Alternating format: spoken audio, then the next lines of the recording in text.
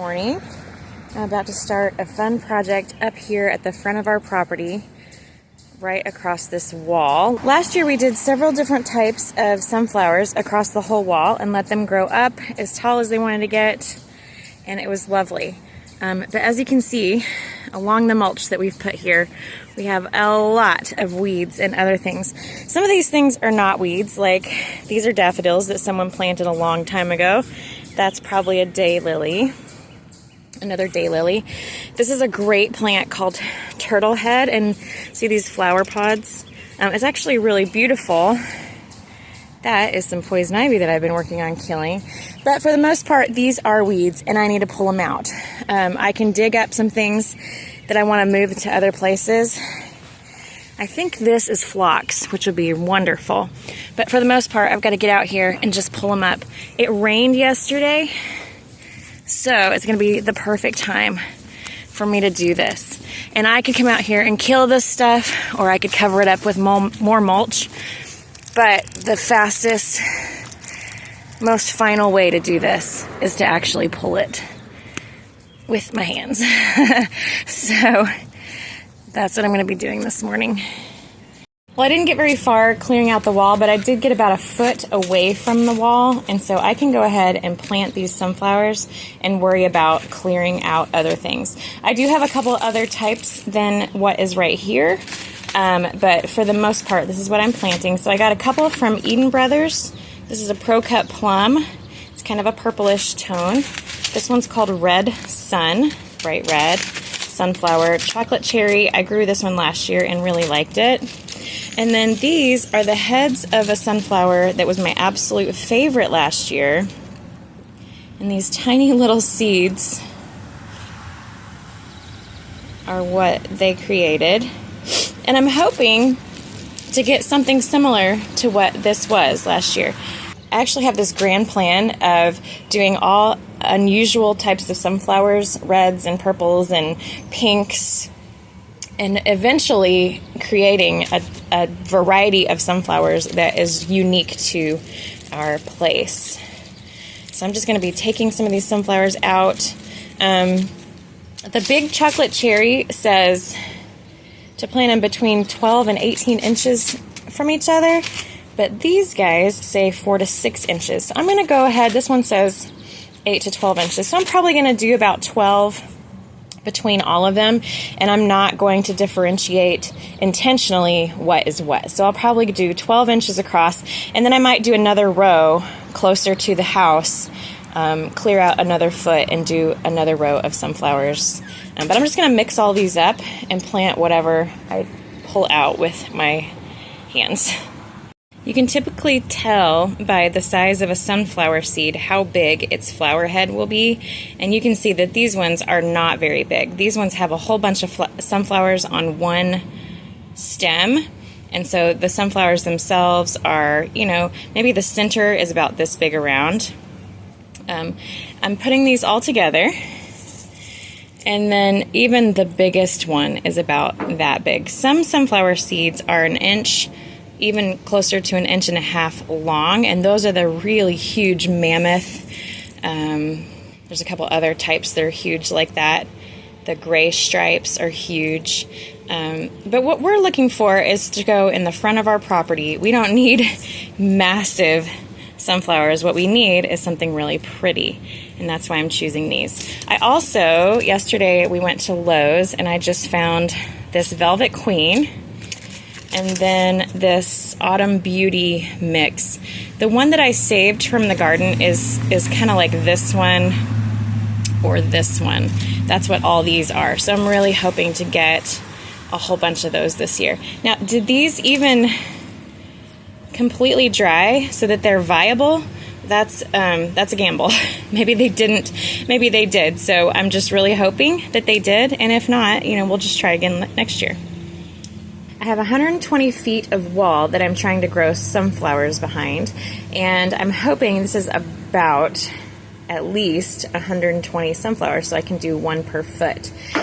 I had this idea of doing a second row of sunflowers and then just doing all of them this saved seed, so I can really see what that produced. Now these were cross-pollinated with who knows what, maybe just itself, maybe some yellow sunflowers, so they're not all going to be reddish or pinkish or purplish, but it'll be really fun to see what happened with the genetics here, and then I can save my favorite reddish ones for the year after that.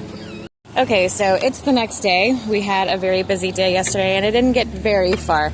As you can see, there are still tons and tons and tons of weeds in this mulch. But what I did do is take out most of the weeds that are actually touching the wall all the way down. And so I'm going to take my little hoe here and pull back about a foot of earth so that I can go ahead and put my sunflowers in. And then as they're growing, I can worry about the rest of the area here. So let's go ahead and do that. Things that I want to save, I may, like this daylily right here, I may leave those in, or I may just start digging those out and relocating those to another place. So let's see how this goes.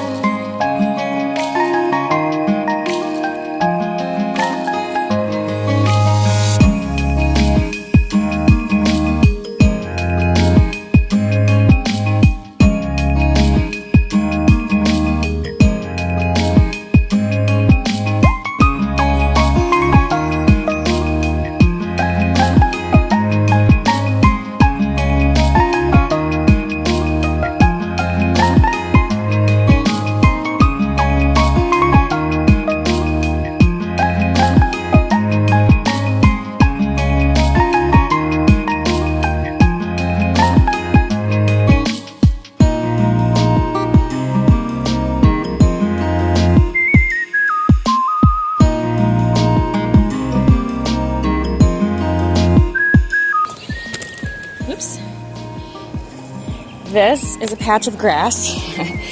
This is a sunflower. So I'm going to go ahead and leave that. Look how much head start this thing has.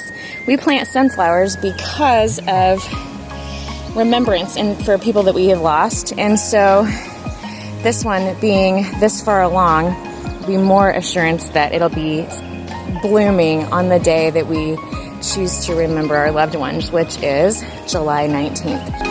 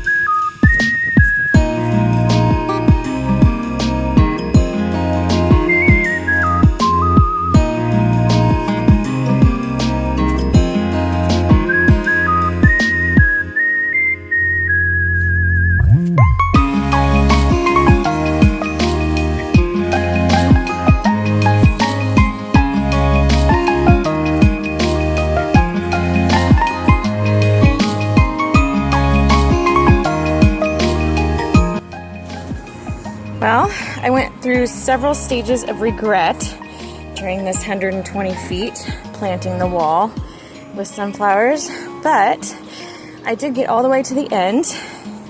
I had plenty of seeds, and I'm gonna be getting a few more from the sunflower heads that I saved last year. And maybe do a second row, although, oh my goodness, I'm definitely gonna be sore tomorrow from all the bending and squatting as I was moving through here. But we're completely planted, at least on the first row. Next job is to come through and do a second row with exactly the same thing, and then just keep being vigilant about these weeds. They grow up almost overnight. It's really ridiculous. And that is what it's like to live in the Midwest.